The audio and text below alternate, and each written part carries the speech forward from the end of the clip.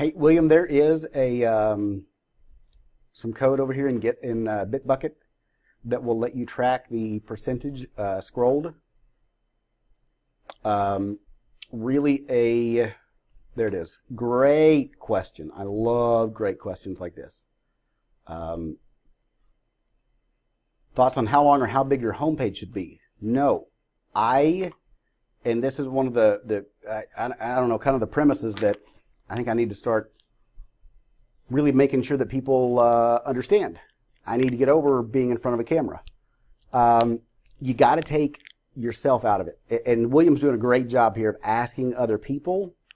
But you know what I've noticed is, I don't know if it's a me, me thing, or, you know, WordPress gives everybody the freedom to do whatever. And sometimes that's not a good thing. Sometimes that's not a good freedom. It's the ability to do what you want. But just like in William's case, listen, I want you to run over there and look at that analytics script. You can also do that within Google Tag Manager as well. Tag Manager will let you do it much easier. It's really fun to install and get correct.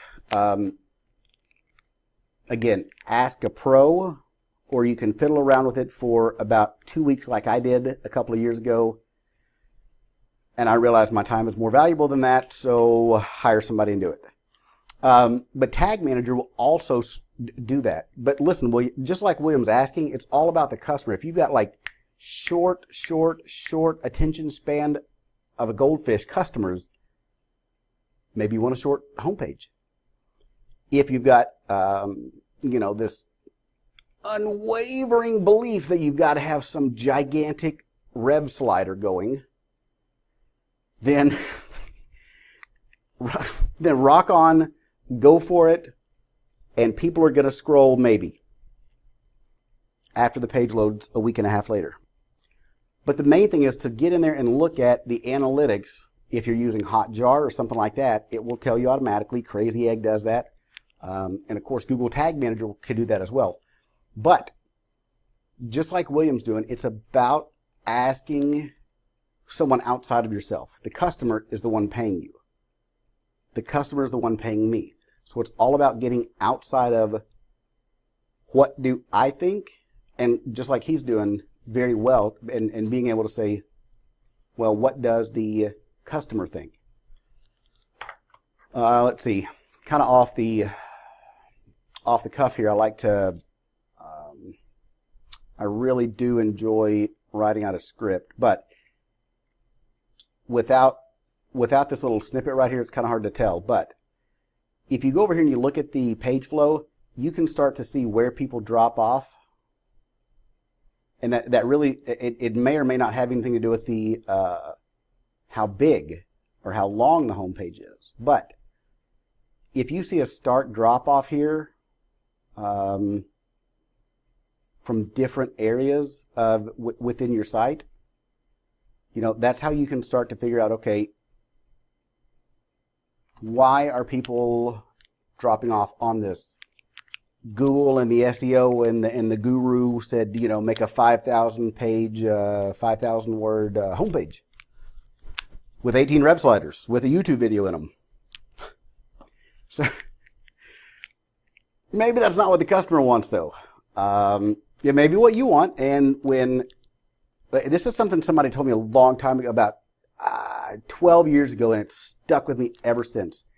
They said, when you are your own customer, then you can make those decisions. Until then, stop thinking for yourself. I was like, what? Because when you apply it, it really is mind-blowing to understand, wait a minute, I don't pay my own bills, the customer does. I don't have a money manufacturing printer, or something like that. The customer is paying your bills, the customer is paying my bills, things like that. So you have to figure out what it is that the customer is wanting. If they're wanting a short page, bam, got it. If they're wanting a long, drawn-out page, bam, got it.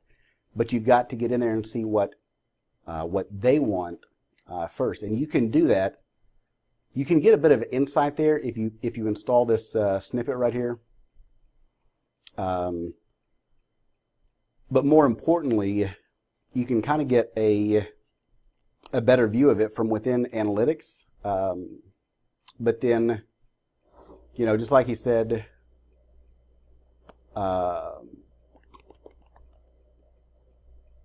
yeah, after a good deal of scrolling on mobile, people will stop, just like Levi's saying.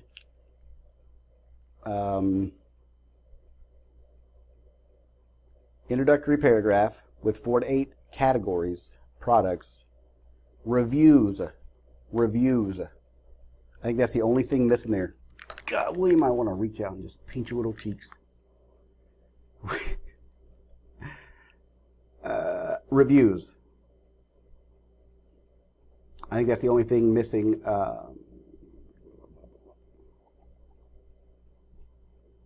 Google is blind; it can't read images. Yeah, okay, let's leave that alone.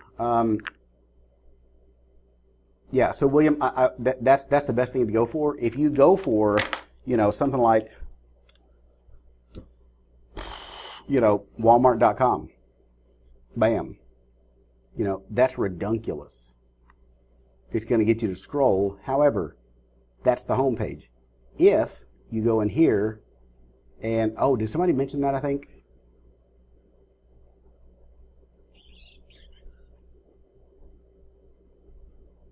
Google likes pages you can scroll on for, okay.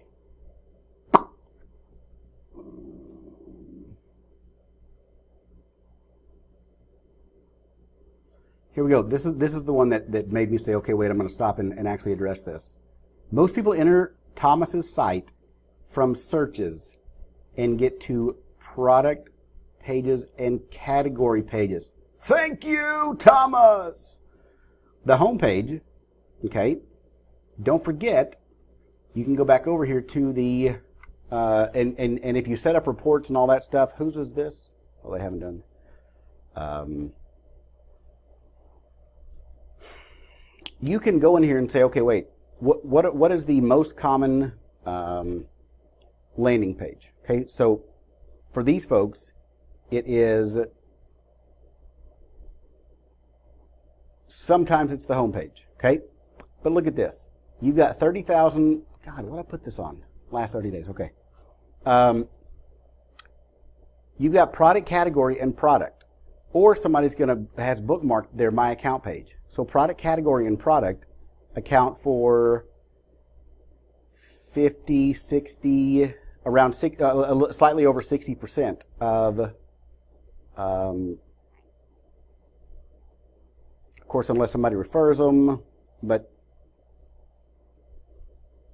this right here is a big deal because the product category and product, just like Thomas said, that's where you get in there and you start to marry what you see in Google Analytics over with what your site is actually doing. That's when you start to realize, wait a minute, they're coming in on the product page and I've got capris that, people are searching for. Maybe I want to add a little snippet above each product page that says, hey, capris are on sale. Just want to let you know. Check it out right here. Meanwhile, here's the regular thing that you were searching for. Yeah, rock on. See, that's why I make a script. Have a good day.